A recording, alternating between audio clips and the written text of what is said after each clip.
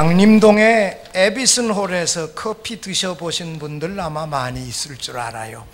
그 에비슨이 올리버 에비슨 의료 선교사의 셋째 아들인가 넷째 아들인가, 그런데 이분이 광주에서 농업 전문가로서 상당히 통조림도 만들고 재배하고 이런 일을 했는데, 그분의 아들이 6.25 때 또 참전했어요.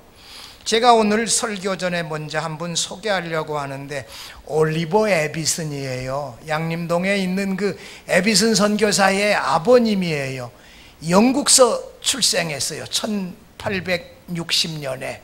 그래가지고 6살 땐가 캐나다 토론토로 이주했는데, 캐나다 토론토에 토론토 대학에서 약학을 전공하셔서 약사가 되어졌는데, 다시 3학년에 편입해서 의과대학에 진학을 해가지고 1866년에 졸업해서 의사가 되어졌고요. 1865년에 제니 반스라고 하는 여사와 결혼했어요. 그랬는데 1892년 9월 선교 모임에 호레스 그랜트 언더우드 선교사님이 오셔서 만나 해외 선교에 대하여 제안을 했는데, 이분이 훌륭한 분이에요. 의사 선생님이고 토론토 시장의 주치의예요. 그런데 호레스 그랜트 언더우드 선교사가 1885년에 한국에 오셨던 선교사님이잖아요. 아펜셀러 선교사님하고. 그분이 의료 선교사로 조선반도에 가는 것 어떠냐 하니까 받아들였어요. 그래서 주치의를 그만두고 토론토에 사는데, 제 사위가 토론토 의과대학을 졸업한 의사예요. 토론토에 살아서 제가 이 토론토 대학에 2번을 가봤어요. 시내 중심가에 있습니다. 거기 의과대학을 졸업한 의사 선생님인데, 그 당시 1866년에 졸업을 하고 65년에 결혼을 했는데 1893년에 한국에 왔는데, 그때 애들이 4명인가 되어졌어요. 고든 에비슨이 셋째 아들인지 넷째 아들인지 I'm not sure. 그건 좀 확실하지 않지만서도 그 아들이 1891년에 태어나서 1893년에 한국에 왔는데 6월 달에 한국에 왔어요. 그런데 애 넷을 데리고 이 부부가 토론토에서부터서 밴쿠버까지 왔는데 뭘로 왔겠어요?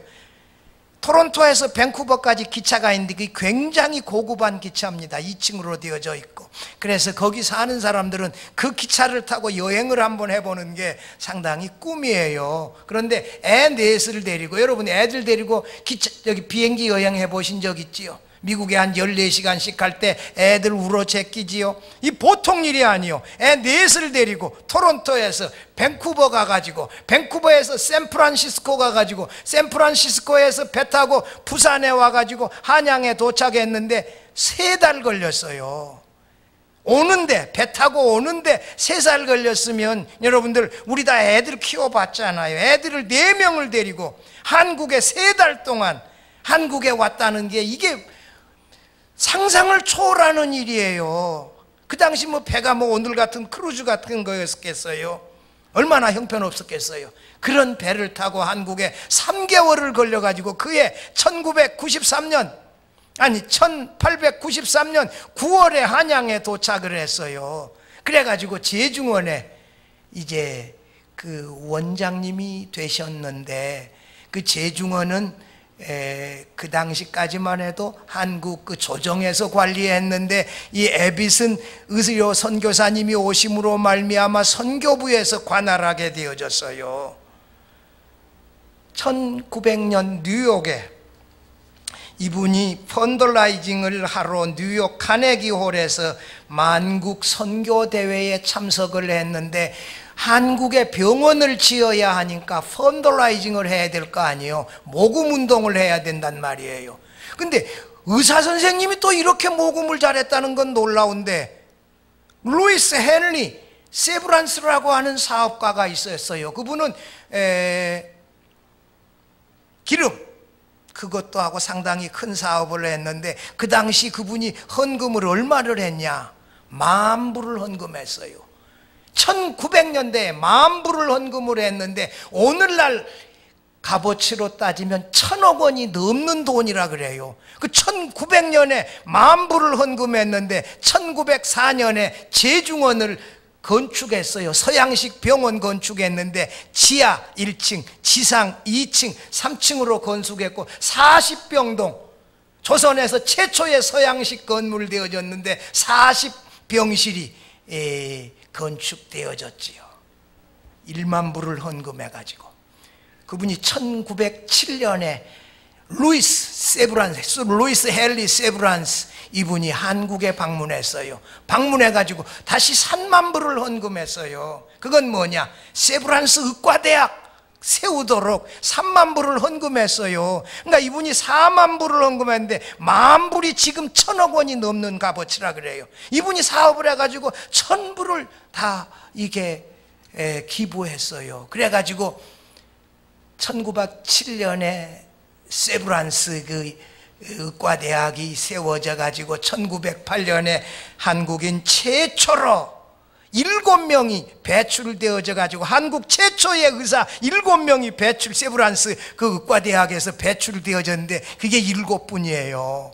1907년에 이분이 4만 불 헌금한 것 가지고 그분도 훌륭하지만 아니 캐나다 토론토에서 밴쿠버까지 애 넷을 데리고 밴쿠버에서 샌프란시스코 가가지고 샌프란시스코에서 배 타고 다시 부산에서 한양 3개월 걸렸어요. 야, 그러니까 이 두 내분이 대단한 분이지요. 그래가지고 1935년도에 신사참배를 반대해가지고 미국으로 추방되어졌는데 이 올리버 에비슨 선교사님은 오래도 사셨어요. 1956년에 그러니까 자그만치 몇 년이요? 97세를 사셨어요. 우리 나이로. 그리고 고든 에비슨 선교사님이 광주에 와서 농협혁명을 알고 통조림도 만들고 그 아들이 다시 또 한국전에 참전하고 이 3대가 한국을 위해서 헌신했는데 정말 이 대단한 헌신이었고 우리가 참 빚진 바 있다. 로마서 1장에서 11장까지가 하나님의 은혜로 인하여 믿음으로 말미암아 구원함을 받았다. 12장에서 16장까지가 구원받은 성도의 삶이 어떻게 되어졌느냐, 너희 몸을 하나님이 거룩한 기뻐 받으시는 거룩한 산 제사로 드리라. 우리의 삶 자체가 하나님께 드려지는 예배가 되어져야 된다. 우리의 삶 자체, 그것을 존 모레이 교수는 그의 로마서 주석 가운데서 이것을 성화의 삶이라고 했는데 16장은 추천서하고 여러 사람 일꾼들 소개하는 내용이 로마서 16장에 나와요. 33명이 소개되어져 있는데 24명의 일꾼은 로마 교회의 일꾼이에요. 9명은 고린도 교회의 일꾼이에요. 이 본문에 이 겐그레아 교회의 일꾼, 여자 목사 세우는 게 좋을까요? 안 세우는 게 좋을까요? 허 권사님, 여자 목사 세워주면 좋을까요? 안 세워주면 좋을까요? 디모데전서 2장 12절에 이런 말이 있어요. 여자는 남자를 가르치는 것과 남자를 주관하는 것을 허락하지 아니하노니 오직 잠잠할지어다. 이 본문에 우리 교단이 걸려 있는데 지금 우리 교단에서 여자 군목을, 여자 목사를 보내달라는 거예요. 그럼 청원이 들어와 있어요. 보내야 될지 말아야 될지 상당히 지금 연구가 진행 중이고 제 의견은 견해가 있는데 우리 교단은 상당히 셉니다. 오늘 겐그레아 교회의 일꾼이라고 하는 이 단어는 디아코논이라고 하는 단어로서 집사에 해당되어지는, 집사로 번역되어질 수 있는 단어예요. 이 집사가 영어로 디컨이고 여자 집사를 디커니스에서 권사에 해당되어지는 단어예요. 초대교회의 7 집사, 사도행전 6장에 나오는데 그 7 집사는 오늘날의 목사예요. 7장에, 사도행전 7장에 스데반 집사의 설교가 나오는데 베드로 사도의 설교를 능가해요. 구약에 대하여 대단한 이 실력을 가지고 구약 성경 전체를 꿰뚫어서 설교해요. 집사인데 스데반이, 집사 빌립이 에티오피아 내시에게 그가 이 털 깎는 자 앞에서는 어린 양이 나사렛 예수라고 신앙 고백할 때 내려가서 세례를 주어요. 집사는 당시에 설교할 수 있었어요. 세례를 줄 수 있었어요. 그러니까 오늘의 목사에 해당이 되어진다 이렇게도 보는데, 오늘 본문에 겐그레아 교회의 일꾼 베베, 이 베베는 집사였다는 거예요. 그래서 영어 성경에는 디커니스라고 번역해 놓은 것이 있어요. 그걸 우리말로 번역하면 권사예요.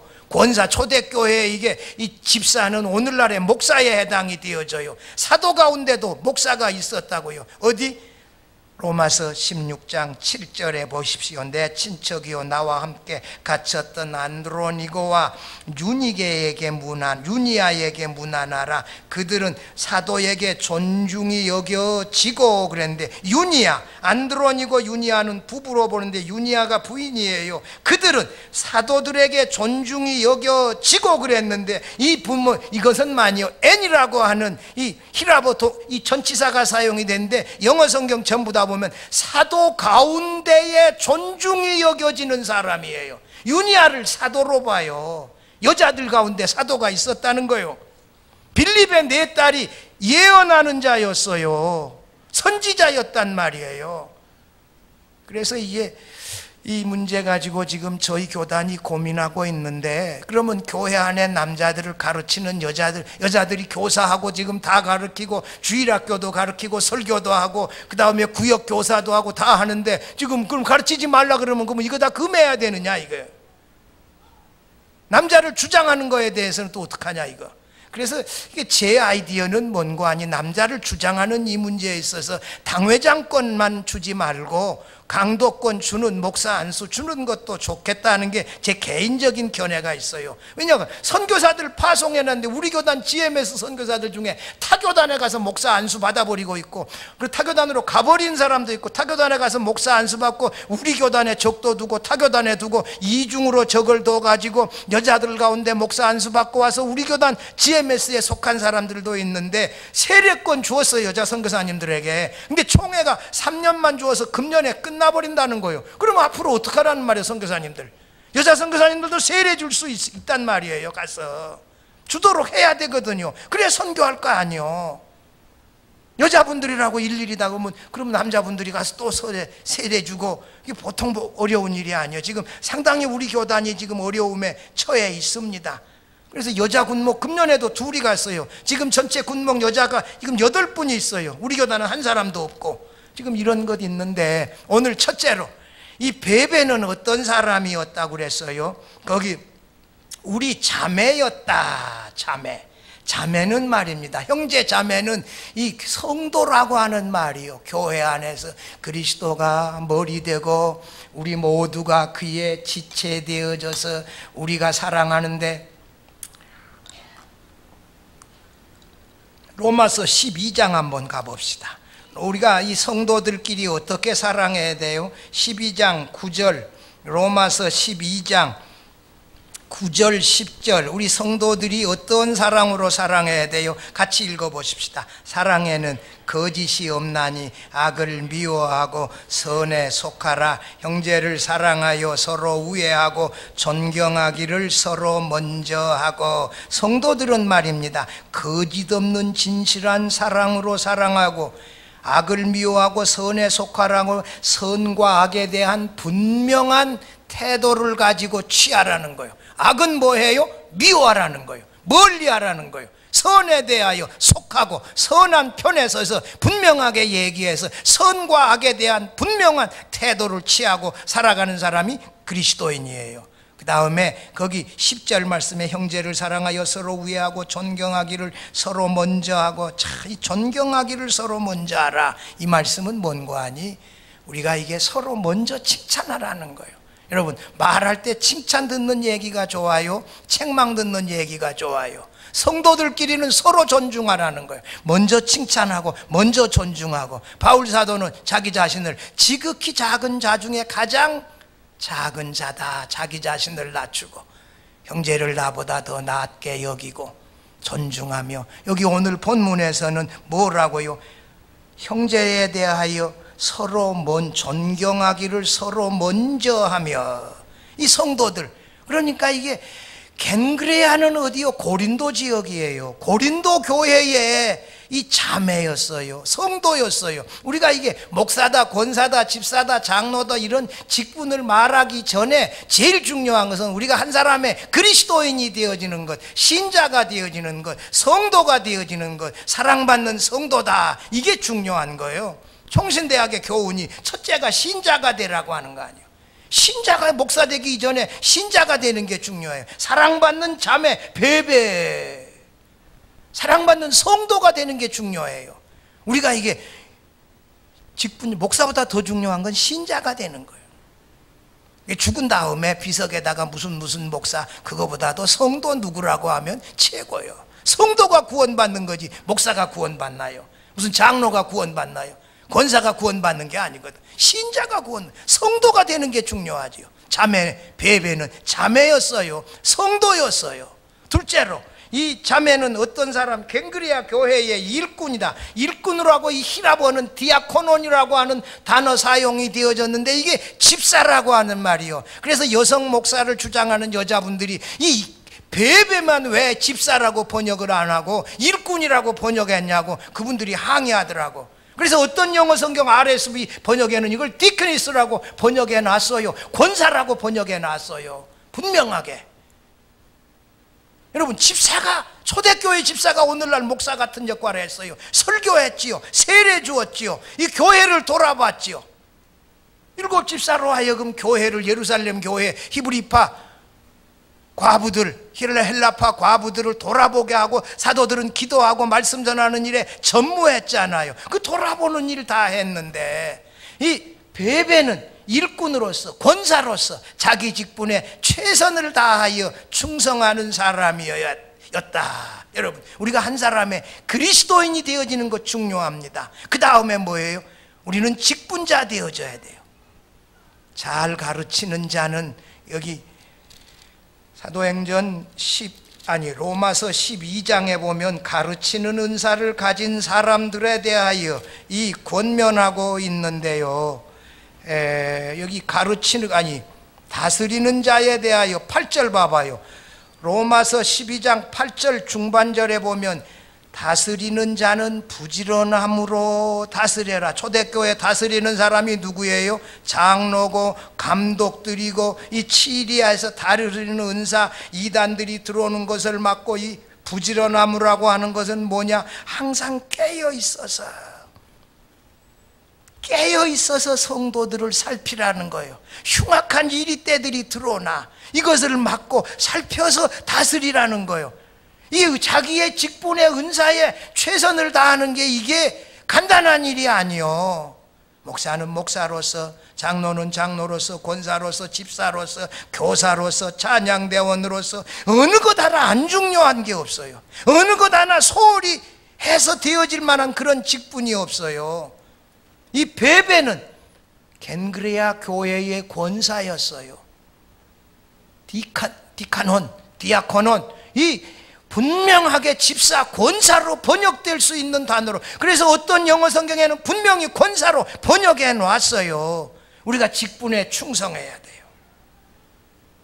세 번째, 마지막은 뭔고 하니 그 2절 보십시다. 너희는 주 안에서 성도들의 합당한 예절로 그를 영접하고 무엇이든지 그에게 소용되는 바를 도와줄지니 그가 여러 사람과 나의 뭐 되었다? 보호자 되어졌다. 보호자라고 하는 말 어떤 데는 헬퍼라고 번역되어지기도 했는데 이 보호자라고 하는 말은 후원자라고 하는 말, 보증인이라고 하는 의미도 담겨져 있고요. 상당히 바울이 고린도에 가서 고린도에서 로마서를 기록했는데 로마서를 기록할 때 이 베베가 바울의 보호자 되어져서 이게 성경을 기록할 때 그가 물질적으로 후원을 하고 신원을 보증을 하고 이렇게 여자였지만서도 초대교회 남자 신자들이 주류를 이루고 주도적인 역할을 했는데, 베베라고 하는 이분이 바울 사도의 보호자 되어져서 경제적으로 이 신분상의 문제, 재정적인 문제, 이런 문제를 책임져 주고 도와주어서 바울 사도가 고린도에서 그 성경 중에 성경이라고 하는 로마서를 기록할 수 있도록 도와주었다. 여러분, 그 일이 작은 일이요. 로마서를 겐그리아 교회에서 특별히 베베가 보호자 되어져서 재정적으로 이 신분상의 이런 문제를 책임져 주면서 로마서를 기록하도록 도왔다 뿐만 아니라 이 33명의 인물이 로마서 16장에서 나오는데 첫 번째로 추천서 써준 사람이 누구예요? 베베예요. 베베가 두루마리 성경 로마서를 짊어지고 지금 그리스 고린티아에서, 고린도 항구에서부터 출발해서 에게해를 거쳐서 시실리아 섬 남부로 해서 이렇게 로마로 올라가 가지고 거기서 배에서 내려서 로마 교회까지, 로마 시해까지 한동안 또 그걸 짊어지고 걸어가야 되는데, 기운 센 사람이 남자들 중에 더 많겠지. 그 많은 33명의 인물이 나오는데 그 중에 그 두루마리 성경을 짊어지고 머리에 이고 갔을까 짊어지고 갔을까, 그건 모르겠어요. 무슨 말이 언급이 없으니까. 아무튼 여러분 로마서 16장이면 이게 작은 성경이 아니요. 그 두루마리 성경을 짊어지고 로마까지 가서 수많은 강도 떼들이 있었을 터인데 그런 거 불구하고 많은 남자들이 있었는데 남자들에게 보내지 아니하고 배 타고 그리스에서 이게 이태리 앞에 그 로마 앞에까지 가야 되는데 그 먼 여정 상선들 타고 그 불편한 여행, 긴 여행 가야 되어지는데 그 일에 베베가 나섰다. 베베를 추천서를 보냈다. 당시에 로마에 가정교회가 몇 개 있었다고요? 5개의 교회가 있었다는 거예요. 로마에 5개의 가정교회가 있었는데 이 당시는 돈이 없어요. 그래서 손님 대접하는데 힘을 쓰라, 나그네 대접하라 말하잖아. 왜냐? 신앙 때문에 핍박 다니는 피난 다니는 이주자들, 크리스찬들이 많았어요. 그들을 도와야 될 거 아니에요. 재워주고 밥도 주고. 그 다음에 당시 전도자들이, 이 순회 전도자들이 다닐 때 돈이 없어요. 선교 헌금도 없어요. 다 가난하니까. 그러니까 그들을 도와야 되지요. 올 때 쓸 거, 먹을 거, 잼 차우는 거, 잠자는 거, 그 돈 필요하면 같이 텐트 기워서 텐트 메이킹해서 같이 돈 벌어가면서 선교하고 그래야 되는데, 로마에 갔을 때 로마에서 그 머무는 동안에 필요한 모든 비용을 다 도와주라. 여기 봐봐요. 2절에 너희는 주 안에서 성도들의 합당한 예절로 그를 영접하고 무엇이든지 그에게 소용되어지는 바를 도와줄지니 여러 사람과 나의 보호자 되었음이라. 이렇게 말하잖아요. 여러분, 최고의 추천서를 바울 사도가 이 베베에게 써서 로마로 보내지 않아. 일본으로. 로마서가 없었다고 하면 우리 성경을 읽을 때 얼마나 재미가 없어요. 로마서만한 성경이, 다른 성경도 다 중요하지만 로마서가 성경 중에 성경이라 그러고, 이 반지에 다이아몬드가 박혀져, 다이아몬드에 해당되는 게 로마서라 그러잖아요. 그 중에 로마서 8장은 다이아몬드의 가장 빛나는 부분이라 그러잖아요. 이런 성경을 다른 사람도 아니고 베베라고 하는 이 여자 권사가 짊어지고 로마 교회에 전달해 주었다. 그러면서 그가 로마에 머물 때 다 필요한 것들을 제공하고, 숙소도 음식도 필요한 것도 제공하고, 여기는 안 나와 있지만 로마에 구경할 만한 구경도 좀 시켜주고, 관광도 좀 시켜줘야지. 맛있는 것도 사주고. 광주에 손님 들어오면 제일 맛있는 게 뭐예요? 뭘 사주시나요? 광주의 대표 음식이 뭐예요? 뭘 사주시나요? 예? 굴비, 보리굴비. 예, 뭐 민호회, 지금 민호회가 생각나네. 지금 여름철에. 하여튼 뭐 광주의 음식은 많은데 대표 음식이 뭘로 해야 될까? 그건 좀 의문이요.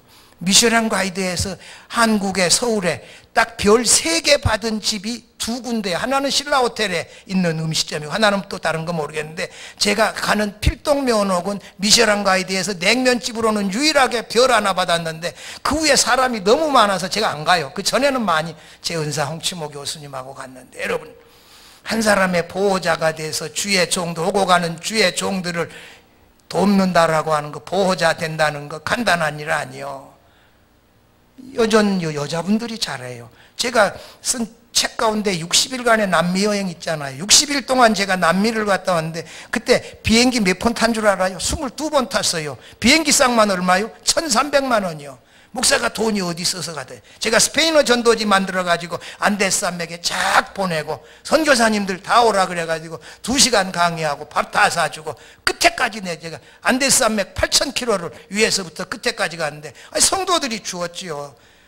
제가 장로님들 보고, 이 돈이 모자란다, 이거 장로님. 이거 가지고 이거 비행기 싹도 안 되는데 어떻게 갔냐 그랬더니 장로님들이 모금해 주었어요. 100만 원, 50만 원, 10만 원, 권사님들도 모금해 주었어요. 그런데 선교사님들 밥도 사주고 전도지 다 보내고. 여러분, 비행기상만 1,300만 원이 뭐 잠자야지 먹어야지 얼마나 들었겠어요. 그건 비밀이요. 60일간의 남미 여행, 제가 그 책도 썼어요, 오래전에. 요한 켈빈은 1509년생이요 1509년생인데 23살인 24살 때 1533년 때 그의 친구 니콜라스 코베 파리대학 학장 취임 연설을 요한 켈빈이 써줘요. 그 연설을 읽다가 개혁주의자라고 위그노라고 몰려가지고 이 피난자의 신세가 되어지는데, 요한 칼빈이 불란서에서부터서 피난을 가는 거예요. 독일령 스트라스부르크로 피난을 가는데 가이드하는 사람이 요한 칼빈의 가방 뭐 다 훔쳐가지고 도망을 가버렸어요. 켈빈이 도망가다가 그 가방이고 뭐고 다 잊어버리고 성경만 남았는데, 그를 바젤에서 영접해 준 여자가 있어요. 카타리나 클랄라. 이 여자분이 칼빈을 재워주고 먹여주고 영접했는데, 요한 칼빈이 그 집에서 1535년에 기독교 강요를 이 집에서 썼어요. 그때가 26살이요 1535년에 26살 때 칼빈이 성경책 하나만을 가지고 기독교 강요를 썼어요. 누구 집에서? 카타리나 클랄라라고 하는 이 여인의 집에서 썼는데, 독일령 스트라스부르크로 도망가다가 이 가이드가 다 가져가 버렸어요. 재산, 이 가방이고 뭐고 짐을 다 가져가 버렸는데 아무것도 없는데 성경 하나를 가지고 기독교 강요를 썼어요. 그것이 종교개혁을 완성시키는, 종교개혁의 밑거름이 되어지는 조직신학책 아니요, 기독교 사상서 아니요. 그 책을 카타리나 크라라 집에서 썼어요. 만약 카타리나 크라라가 요한 칼빈을 그 집에서 보호해 주지 아니했더라면 우리는 기독교 강요를 훨씬 후에 받아야 보았을지도 모르지요. 기독교 강요가 못 나왔을지도 모르지요. 그러니까 이 한 인물 요한 칼빈이라고 하는, 그 당시 그 25살, 26살에 초판이 나왔는데 그 책을 쓰도록 집에서 청해서 숙소 주고 밥도 해주고 그 사람을 알아보고 인물됨을 알아보고 그 요한 칼빈의 그 탁월한 그 실력을 알아보고 그 집을 배려해서 보호자가 돼서 기독교 강요를 쓰도록 했다. 그 이름 누구? 카타리나 클랄라. 이런 위대한 사람들이 배후에 있었고, 오늘 베베 겐그리아 교회의 권사 베베가 이 바울 사도가 겐그리아 교회에서 머리를 깎고 로마서를 기록할 때 아마 그 집에서 바울을 신원 보증하고 재정적으로 후원해서 로마서를 쓰게 하고, 그리고 그 로마서를 들고 남자도 아닌 여자가 베메가 배를 타고 로마 교회에 전달하는 일을 하면서 1절 2절은 추천서요. 최초로 추천서 바울 사도가 써준 사람이 로마에서 베베거든요. 이 여자분들이 훌륭한 분들이 많아요. 바울이 빌립보에서, 마게도냐 첫 빌립보에서 교회 개척한 것이 자주장사, 비단장사 루디아 집안이요. 루디아 집에서 교회를 개척했는데 거기서 쫓겨났을 때에도 루디아가 헌금해서 바울 사도를 도와주어서 그 마게도니아, 데살로니가나 여러 교회 개척할 때 도왔지 않아요. 바울 사도가 로마에 죄수의 몸으로 갔을 때 빌립보 교회 담임 목사 에바브라 디도 편으로 선교 헌금을 모아가지고 보내주어서 바울이 로마에서 이게 옥중 생활을 했잖아요. 옥중 생활하는데 그 먹고 사는 돈이 로마 정부에서 주는 게 아니에요. 자기가 해결해야 돼요. 그것을 누가 해결해 줘요? 빌립보 교회에서 루디아라고 하는 이 자주장사 여인이 빌립보 교회가 선교 헌금을 담임 목사 에바브라 디도 편으로 로마에 보내서 그 돈 가지고 바울이 로마에서 옥중 생활한 거거든요. 그리고 4권의 옥중 서신을 기록했거든요. 위대한 여인들이 있었습니다.